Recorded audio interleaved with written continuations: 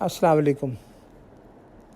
हदफ़ का प्लेटफॉर्म बनाने का मकसद ऐसे मुल्कों को बेनकाब करना है जो अपने हदफ़ को पूरा करने के लिए मुल्कों में जंगें भी शुरू करवा देते हैं।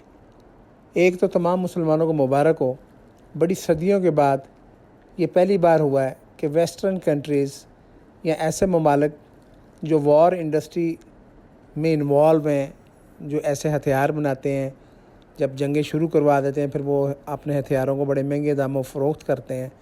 पहली बार ये हुआ है कि दो नॉन मुस्लिम कंट्रीज़ उनका हदफ हैं। जी, मेरा मकसद ये है चाइना और इंडिया।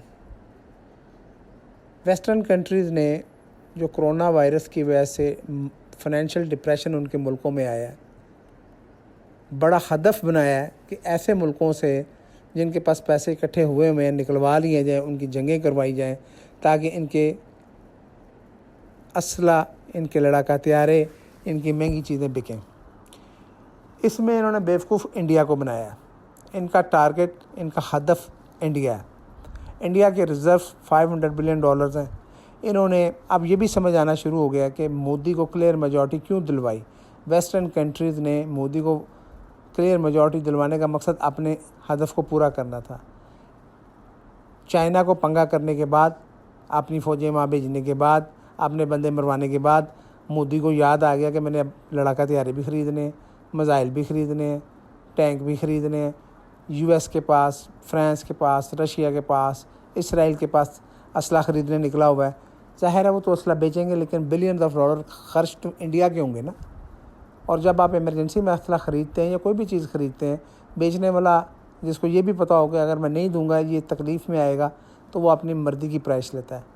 किस्सा मुख्तसर के जो इंडिया की पिछली गवर्नमेंट्स की मेहनत की वजह से इंडिया के रिज़र्व $500 बिलियन बने थे, वो मोदी साहब चंद दिनों में, साल 2 साल के अंदर अंदर ज़ाया कर देंगे। दूसरा, उन्होंने वेस्टर्न कंट्रीज़ का ये हदफ पूरा किया जो कश्मीर में लॉ रिवोक किया, जिससे उनके अपने इंटरनल एक्सपेंस बहुत बढ़े। उधर से फ़ारग हुए, मुसलमानों के ख़िलाफ़ कानून बना दिया, उससे भी उनके बड़े इंटरनल एक्सपेंस बढ़े। सिख ऑलरेडी इनके ख़िलाफ़ है, सिख इन्होंने सिखों पर इतना जुल्म किया हुआ, सिख इन्हें पसंद ही नहीं करते। टारगेट सारा वेस्टर्न कंट्रीज़ का पैसे लेना है। अब आ जाएँ चाइना की तरफ कि वेस्टर्न कंट्रीज़ ने चाइना के मतलब क्या सोचा हुआ है।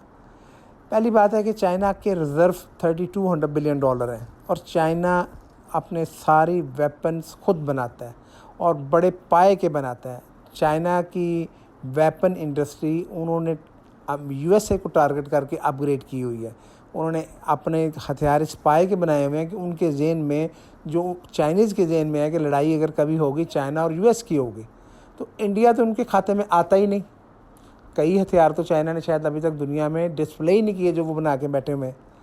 तो चाइना को तो फ़र्क पड़ेगा नहीं, क्योंकि उसने सारा अपना ही असला इस्तेमाल करना है। उसे बाहर से कोई एक गोली भी नहीं ख़रीदनी पड़नी किसी और मुल्क से। सेकेंडली, ये पॉसिबल है कि चाइना जो पूरी दुनिया को एक्सपोर्ट करता है, शायद उसमें थोड़ी बहुत कमी हो जाए थोड़े अरसे के लिए, लेकिन चाइनीज़ बड़ी समझदारी से उसको टॉलरेट कर जाएंगे और उसका कोई और सब्स्टिट्यूट ऐसा निकल आएगा जिससे वो अपने आप को निकाल लेंगे। तो किस्सा मुख्तसर ये है कि इंडिया और चाइना की लड़ाई का शोशा छेड़ के वेस्टर्न कंट्रीज़ ने इंडिया को कंगाल करके अपनी बैरी बेड़े, अपनी सारी चीज़ें वापस ले जानी है और फिर इंडिया मजबूर हो जाएगा कि चाइना के साथ बैठ के नेगोशिएट करके चाइनीज़ टर्म्स के ऊपर उनसे सुलह करे। हमारे तजदिए के मुताबिक इंडिया और चाइना की बड़े स्केल पे जंग नहीं होगी। ये सिर्फ सारा प्लान इंडिया को मुआशी तौर पे कंगाल करना है। मुसलमानों के लिए बहुत बड़ी खुशखबरी है कि बड़ी सदियों के बाद उन मुल्कों ने मुसलमानों को छोड़कर दो नॉन मुस्लिम कंट्रीज़ को चुना है।